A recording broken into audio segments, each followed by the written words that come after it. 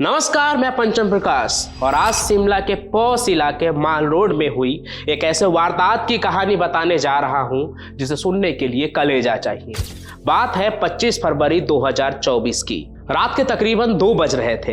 एक शख्स खून से लहूलुहान हाथ में हंसिया जैसा एक हथियार लेकर माल रोड से होते हुए शिमला पुलिस हेडक्वार्टर की तरफ बढ़ रहा था। फिर जैसे ही वो पुलिस हेडक्वार्टर पर पहुंचा, फिर शायद वह किसी को बुलाने की कोशिश करता रहा, लेकिन कहते हैं जब कोई नहीं आया तो उसने दफ्तर का एक शीशा तोड़ दिया और जैसे ही शीशा टूटने की आवाज हुई, अंदर से कुछ सिपाही दौड़ते हुए बाहर आए। फिर उन्होंने देखा कि टूटे हुए खिड़की के बाहर नीचे एक लड़का खड़ा है।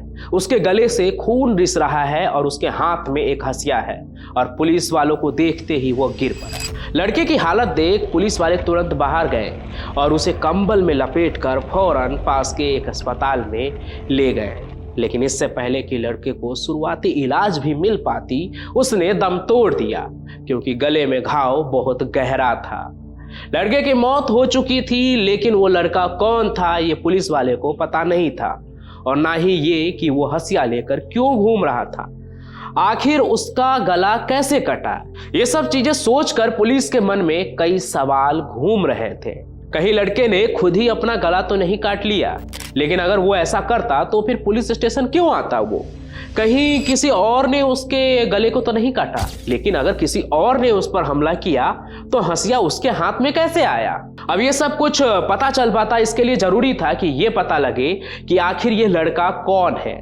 लेकिन ये अब बताता कौन? क्योंकि लड़का जिसके साथ ये वारदात हुआ, उसका चश्मदीद गवाह वो खुद था जो अब इस दुनिया में रहा नहीं। इसलिए पुलिस ने अगली सुबह माल रोड पर ही लड़के के बारे में पूछताछ जो है वो शुरू कर दी।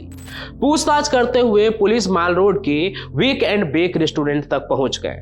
वहीं एक दूसरे होटल में काम करने वाले एक आदमी जो है वो सामने आया और बताने लगा कि कल रात को यहाँ पे झगड़ा तो हो रहा था, मनीष के साथ कुछ लोग झगड़ रहे थे।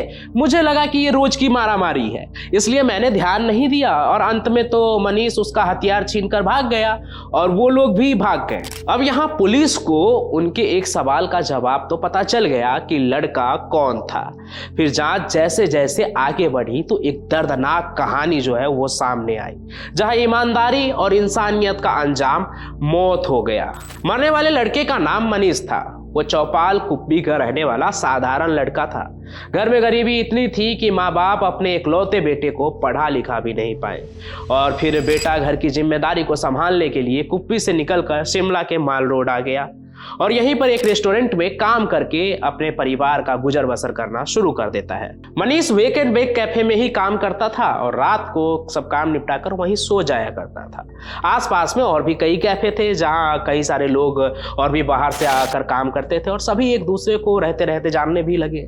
फिर रविवार की रात जब मनीष अपना जो सभी काम है उसको निपटा कर सोने ही वाला था कि तभी उसे कुछ आवाज आई।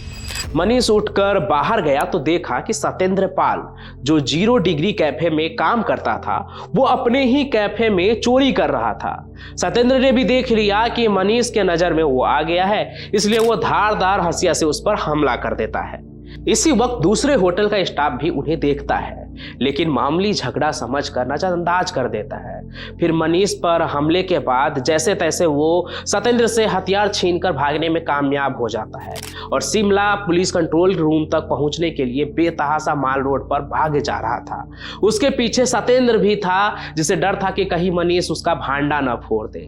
जैसे तैसे Manish Shimla police control room के पास पहुंच जाता है, लेकिन इससे पहले कि वह अंदर पहुंच पाता, रिपोर्ट के मुताबिक सत्येंद्र ने उसे पकड़ लिया और वहीं कंट्रोल रूम के बाहर हंसिया से उसका गला रेत दिया।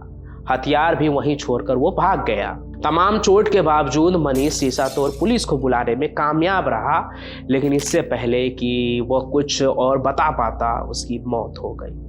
पुलिस की इतनी तफ्तीश के बाद उसके कई सवाल के जवाब उन्हें मिल चुके थे कि आखिर लड़का कौन है, मरा कैसे, किसने मारा, मारने का मोटिव क्या था।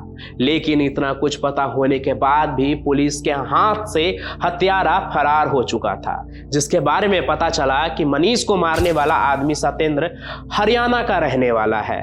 और इसी बात पर शिमला पुलिस की भद पिट गई और घर वालों ने हंगामा करना शुरू कर दिया कि एक तो शिमला के माल रोड जैसे पॉश इलाके में किसी को दौड़ा दौड़ा कर मार दिया गया और मारने वाला हिमाचल प्रदेश का बॉर्डर क्रॉस करके चला भी गया। आखिर शिमला पुलिस कर क्या रही थी? खैर, पुलिस अपने छानबीन में लगी रही और सत्येंद्र के सीडीआर से पता चला कि वो हिमाचल में अपने दोस्त से बात कर रहा था। पुलिस ने दोस्त को उठाकर पूछताछ की और फिर सत्येंद्र पाल को हरियाणा के सिरसा से गिरफ्तार कर लिया गया, जिसके बाद उसे वापस शिमला लाया गया और फिर आगे की कार्रवाई जारी है। आगे उसे सजा भी होगी और होनी भी चाहिए। लेकिन यह मामला कोर्ट में है, मुकदमा चलेगा, जो भी होगा वो अपडेट लेकर मैं आप तक जरूर आऊंगा।